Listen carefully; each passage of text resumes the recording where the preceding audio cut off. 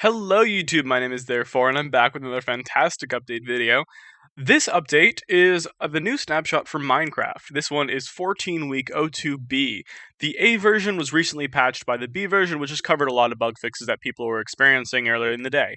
Anyways, so this update is going to be the intro, this snapshot is going to be the intro to the 1.8 update of Minecraft. The main focus on the 1.8 update is going to be that there's going to be two focuses actually. So the main one focus is going to be survival gameplay and improving that side of the game, and then the second focus is going to be fancy abilities for adventure mode on Minecraft. That's going to add a lot more things to the adventure side of the game, which not currently doesn't have very many features. All those features I will be talking in a later video, considering this video is going to be talking about all the survival gameplay changes.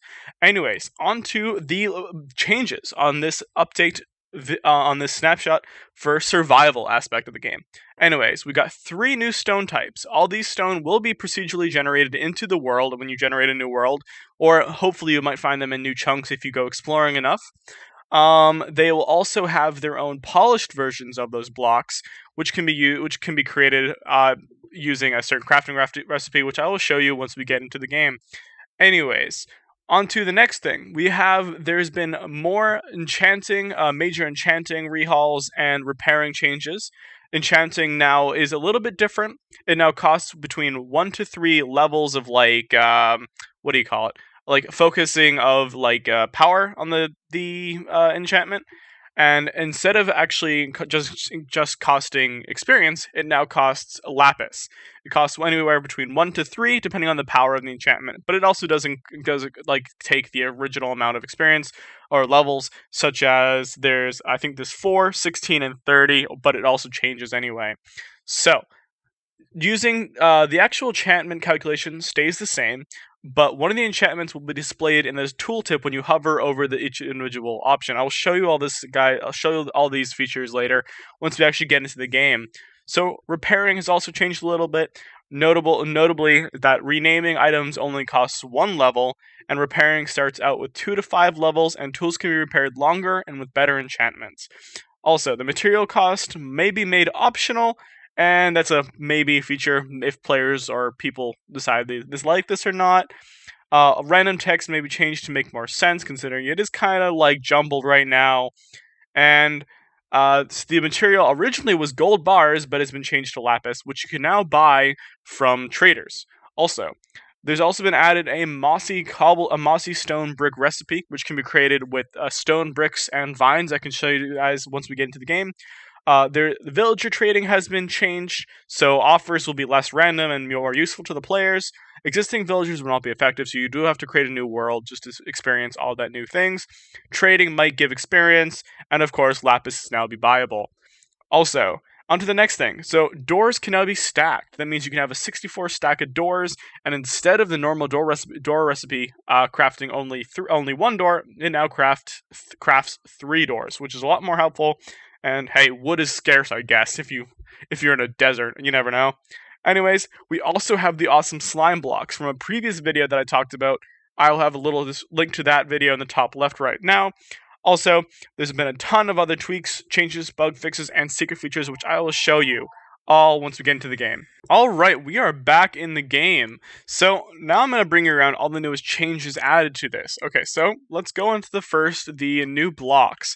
So we've got, these 3 stones are are 3 of the stones that I talked about, which are added into the world. So we've got diorite, andesite, and granite. Well, pink granite to be precise.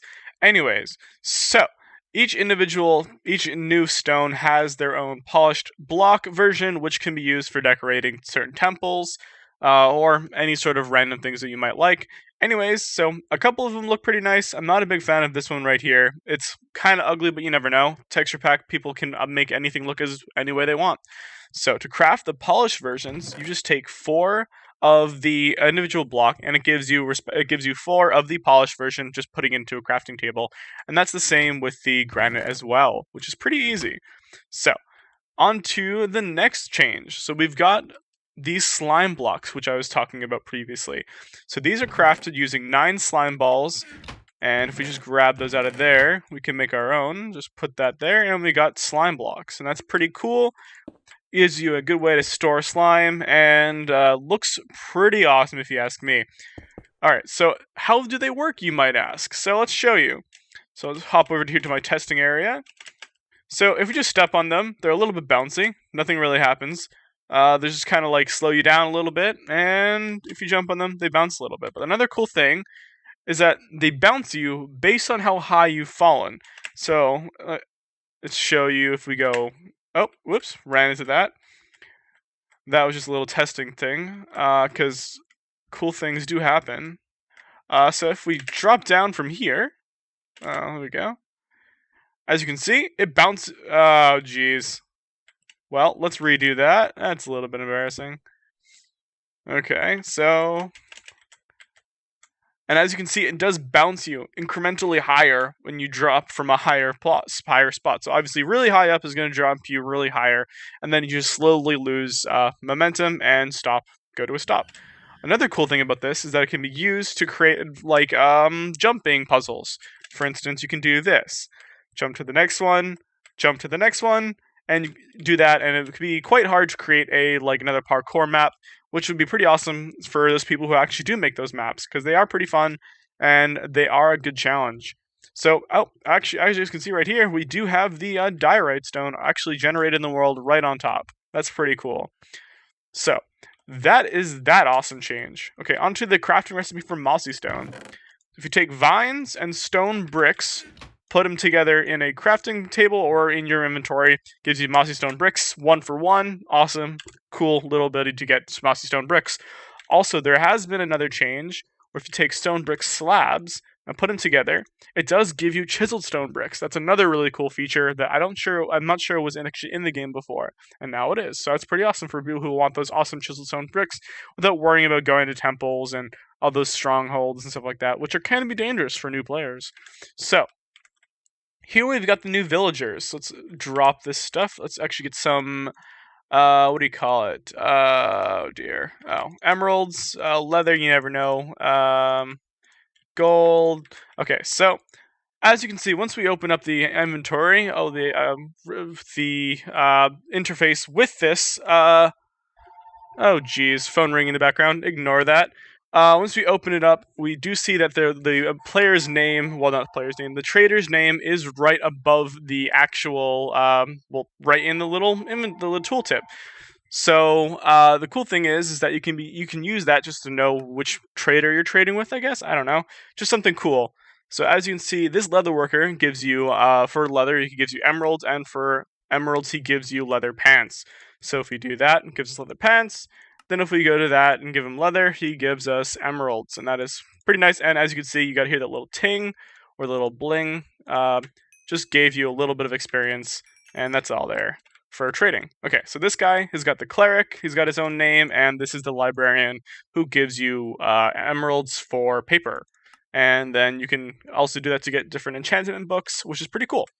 So, on to another change. So, oh geez.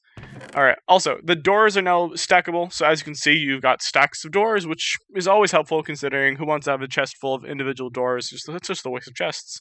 Also, to show you that the crafting is new with the doors, just do that, and gives you 3 doors. Let's see if it actually works with iron. It may not, but it also might. You never know.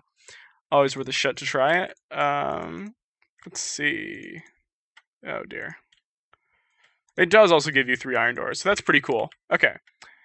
So the repairing changes, if we open it up and grab a sword, does only cost 1 item, 1 money, no, 1 actual level to rename it, so just name it Sword of Iron, and boom, Sword of Iron, 6 attack damage. Pretty standard. Okay, so enchantments. Let's grab some, let's say golden sword. Oh dear. Golden sword, and let's get some lapis. Oh geez, what's happening? Okay, so we've got that. Need more lapis. There we go. Okay, so as you can see, there's now a little spot for lapis, so people will have to change their texture packs, I guess. I don't know. if they haven't updated them. So as you can see, we've got 1, 2, and 3. Those are the different like levels of enchantments. Obviously 1 being the weakest, 3 being the strongest, and costing 30 levels versus the standard, costing 30 levels as well, and then 13 and 8 respectively, depending on which generates it. As you can see, it does occasionally or not. No, I guess it doesn't change. That's kind of odd. Anyways, it can be optional to take lapis, but I think if we change to let's see, I think if we change to adventure or the standard mode, game mode 0, I think it might actually cost them. Yep, as you can see, it does actually. Hold on, let me just say, give XP. There we go. Okay, sorry about that. That's my bad. All right, so we got that. And then, as you can see, it does actually require the lapis when we put the game into standard survival mode instead of creative. So then you can just actually do the enchantment. As you can see, it does require 3 lapis lazuli and 3 enchantment levels, but it also will take the 30. Actually, no, it doesn't. That's new. My bad. I guess, actually, let me play around with that. See if instead of taking lapis, it takes... That is weird. You think it would take 30, but I guess it's just the strength of it now. Funky. Anyways, so that's a cool way to see a little hint of what your enchantment's going to be, and a cool way to increase... I guess it makes it a little bit harder to enchant things, but makes it more realistic, I guess. So, on to our last couple changes, which I think we are actually done with. Hold on.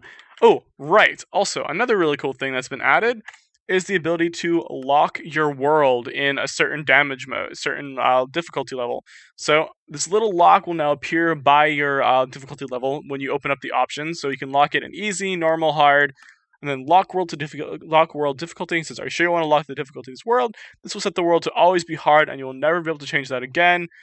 Say yes if you want to, and unfortunately you are messed up. And, well, not really messed up, but unfortunately you cannot change it back. And actually, you may be able to change it in like the settings of the world, but I'm not sure if it's possible yet. Anyways, it's a really cool way to say to lock players to a certain difficulty. If you're playing a damage map, like a certain like adventure map or something like that, that is supposed to be really hard, or a survival map that's supposed to be really hard or something. You never know. Anybody can do whatever they want because Minecraft is so open, which is a great thing. So that has pretty much covered everything. Let me just double check. Yep, that is pretty much it. Oh, one other cool thing that has been changed to improve performance of the game is that each world, the main overworld, the nether, and the end, will now be running on its own thread on your CPU, which means all the worlds will be a lot easier to handle, especially if one world is particularly busy, and it increases the performance, not slowing down other worlds when there's a lot going on, say the end where the ender battle's going on, or there's a lot of people in there or something. Just a lot of cool features to change the game and make it better on the way to the official Minecraft 1.8 update. Anyways, guys, this has been quite a big video. I am ThereFour. Peace out and have a fantastic day.